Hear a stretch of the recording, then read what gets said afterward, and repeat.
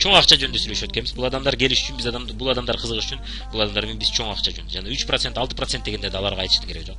Өзү деги эле көпчүлүк адамдарга 3%, 6% да айтып отурбаңыз. Анын ордуна жөн эле 50 миң табыш үчүн 500 миң оборот, 100 миң оборот жасасаң 10 миң айлык чыгат деп ошону гана айткан соң ой болот экен. Мен 10 миң деп сразу эле чоңураак акчаны көрсөткөнгө туура болот экен. Анткени адамдар ойлойт да, сиз 3%, 6% көрсөтүп отурсаңыз, эми бир 200 сом эле Турбаеванын, 1000 сом эле Турбаев ушу тепкичтин баарын бирден өтүп отургандан качан ол 100 миң айлыкка, 50 миң айлыкка качан жеттим дейт экен да.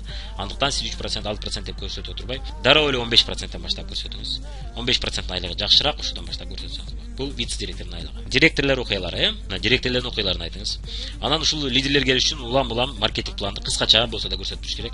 Көбүрөөк бизнес жөнүндө сүйлөш керек да. Менин бай адамдарды сыйлар аттуу сабагымда көбүрөөк адамдарга көрсөтүп жөнөтүп турсаңыз, ошолордун ичинен ойгонгондор болот. Ошолор лидерлер болот. Ошолор мен бизнестин кожоюну болгом келет, мен өз жашоомду өзгөрткүм келет деп чоң максат койгондор көбүнчө булар лидерлерден турган группалар экен. Ошо лидерлер ушинтип келет экен бизге. Аларды кызыктыруу үчүн, аларды өстүрүү үчүн биз директорлордун окуялары. Мына менде бар, мен директор болом, мен кантип директор болом деген аттуу видео бар, мотивация берүүчү жакшы видео бар. Ийгилик окуялары деген. Ошол ийгилик окуяларында адамдарга көбүрөөк көрсөтсөңүз, ошолордун ичинен мен да ушинтип жашагым келет, мен да ушинтип особняк кургум келет, мен да ушинтип квартира алгым келет дегендер арасынан чыгат.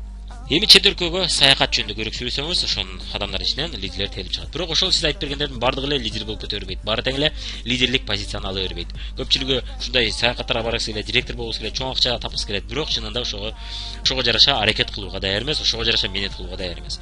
Бирок арасынан мен айталы 15-20 киши кызыгып аракет кылса, ошодон экөө-үчөө лидер болуп чыгат. Сөзсүз түрдө чоң ийгиликтерге жетет. Калгандары кошумча акча иштеп, айталы 5-10 миң акча табып жүрүшөт. Бул эми бардык эле жерде, бул бир гана фабрикте эмес, жашоодо бардык жерде ушундай билесиз. Байлардын саны дайым аз болот, кедейлердин саны дайым көп болот. Орточо жашагандардын саны дагы кыйла көп болот байларга караганда. Образ жизни жөнүндө сөз кылыңыз көбүрөөк. Мына образ жизни, мына мен өзүм каалагандай иштейм, каалагандай салам, каалагандай чет өлкөгө кетем.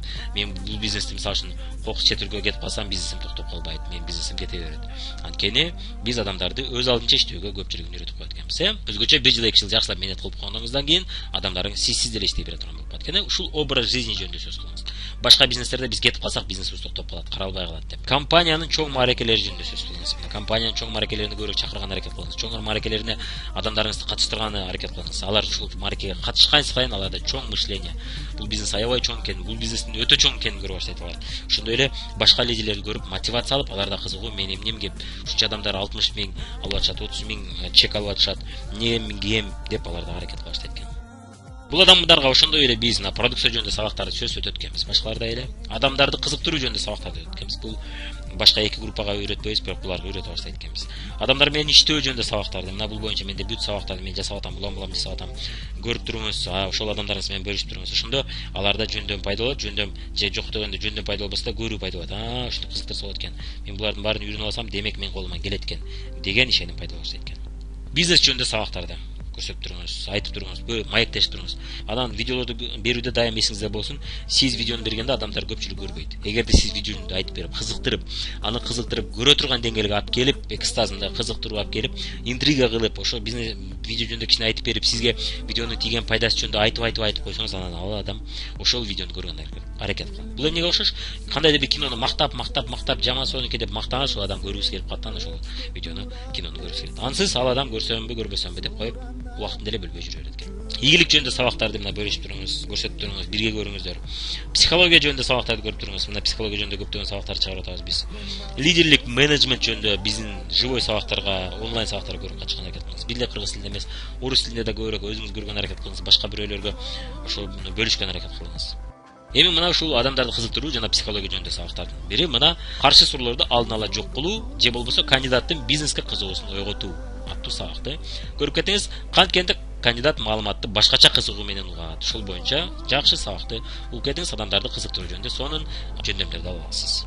Ошондой эле унутуп калган кыялдар, унутуп калган көптөгөн адамдар жаш өткөндө кызыкпай калат, унутуп калышат өзүнүн кыялданганын, анан күнүмдүк жашоого моюн сунуп гана жашап калышат. Смирился деп коет да, мына ушул эми ушинтип жашап өтүп кетет экенбиз деген ой менен жүрүп калат. Ал эми жанагы кыялданган жашоосуна умтулуу ал адамдарда, көпчүлүк адамда жоголуп калат. Өзгөчө жаш өткөн сайын 30дан жогору, 40тан жогору ошол нерсе көбүрөөк башталат. Ал эми жаштарда тескерисинче кызыгуу өтө көп, бирок ошол кызыгууну кантип ишке ашыруу боюнча аларда эч кандай маалымат жок, жана жөндөм жок, жана алар оңой жетем деп ойлошот, Бирок жарым жылда оңой жетем деп ойлойт да, анан кийин кыйын экен, жетиш кыйын экенин көрүп сынып калышат. Аларда башка проблема. Ушул боюнча иштөө боюнча сизде как раз ошол кызыгуусун, жаштардын кызыгуусун поддержка кылып туруу, чоңдордун кызыгуусун ойготуу жөнүндө сабакты көрүп кетебиз.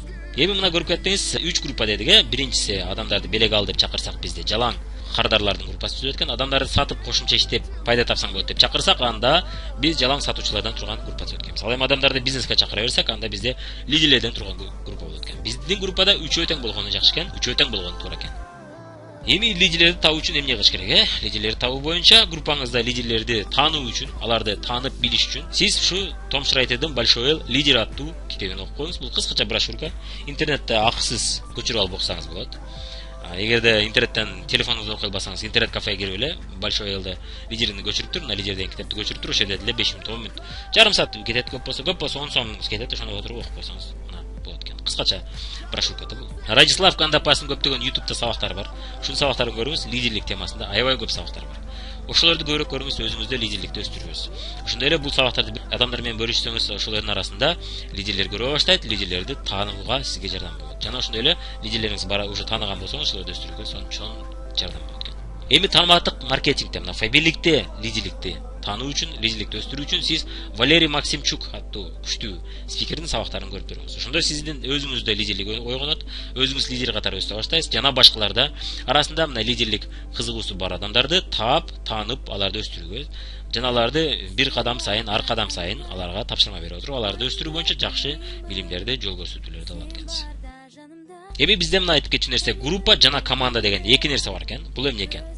Команда деген бул бир максаты бар, жетүү үчүн алар бирге иштейт, жана бир баалуулук бар. Орто жолдо бир баалуулук, бир көз караш бар экен да. Ушуну команда дейт экенбиз. Ал эми группа деген бул көптөгөн адамдардан турган уюм топ. Булардын бир максаты жок көбүнчө, максаттары ар кандай.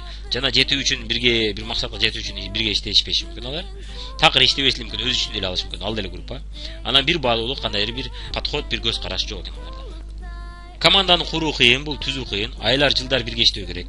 Аларды тынбай үйрөтүү керек, аларды тынбай өстүрүү керек. Бул команда.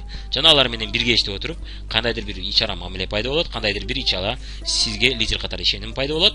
Ошентип команда пайда болот экен. Команда лидердин айлана чөйрөсүндө пайда болот. Мисалы үчүн команда дегенде бардыгы эле лидерлер эмес, кимдир бирөө сатып иштейт ошол команда. Сатып иштеп оборот жасайт. Кимдир бирөө сатып иштегенче адамдарды алып келет, бул да команда. Кимдир бирөө өзү үчүн алганча группа түзөт. Бул да команда. Мына группа дегенде мына мисалы үчүн көпчүлүк адам сизде айталы группаңызда 100 киши бар, ошо 100 киши өзү үчүн, көпчүлүгү мисалы үчүн 90 киши өзү үчүн алып кимдир бирөө сатып иштеши мүмкүн да. Булар команда эмес, булар группа. Команда дегенибиз бул мисалы үчүн айталы 3 кишиден турган группаңыз бар, командаңыз бар дейли. Үчөө тең айталы лидер болууга, директор болууга кызыгат дейли. Ошону команда десек болот.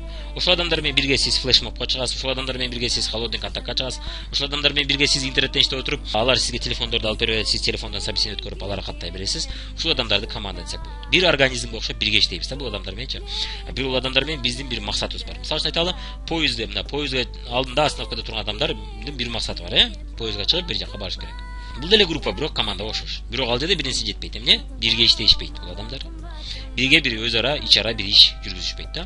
Бир максатка жетүү үчүн бирге иштебейт алар. Алардын максаты бир поездга түшүү, же айталы автобуска түшүү, автобуска түшкөндө алардын максаты башка. Ар ким өзүнүн көздөгөн жерине жетүү. Бул команда эмес. Бул болгону группа. Командага окшогон группа деп койсок болот. Ал эми команда ар ким өзүнүн максаты бар албетте. Мисалы үчүн кимдир бирөө 15 миң айлыкка чыксам дейт, кимдир бирөө 30 миң, кимдир бирөө 100 миң айлыкка чыксам дейт.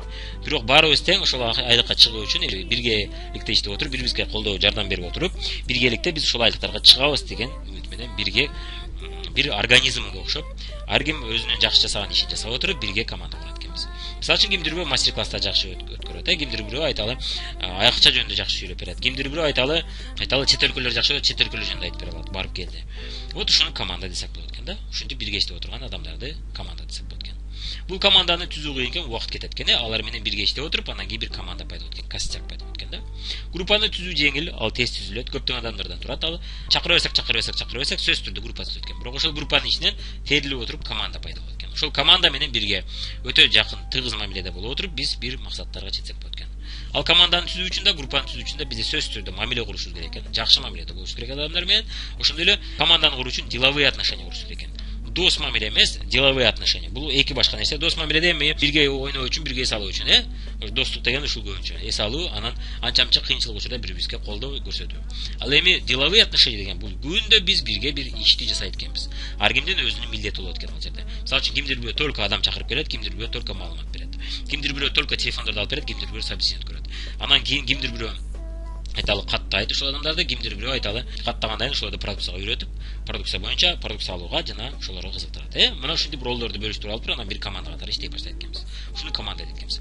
Сиз команда курганыңызда гана жалгыз эмес, команда менен бирге гана чоң оборотторго жете алат экенсиз. Ал эми группада сиз кандай бир оборотко жетесиз, бирок чоң оборотторго жетишиңиз өтө кыйын экен. Команда менен гана сиз миллиондогон оборотторду жасай алат экенсиз. Ал эми группа менен сиз 100 миң, 200 миң оборот жасасаңыз болот экен. Бирок ошол группадан чындап ошол группаңыздан терип издеп жакшылап издесеңиз, арасынан сиздин командаңызга кошула алчу жана кошулгусу чындап келген адамдар пайда болот. Лидерликке кызыгып, группа түзүп айрыкка чыккысы келген адамдар чындап пайда болот. Эми сиз мына группа түзүү боюнча ромашка же сосиска жолу мененби деген видеону көрүп кетиңиз. Ошондо сиз кантип 100 миң сом акчага чыкса болот, ошого жооп алат экенсиз жана группаңызды кантип сиз кандай курганыңызда сизде лидерлер көбүрөөк пайда болот.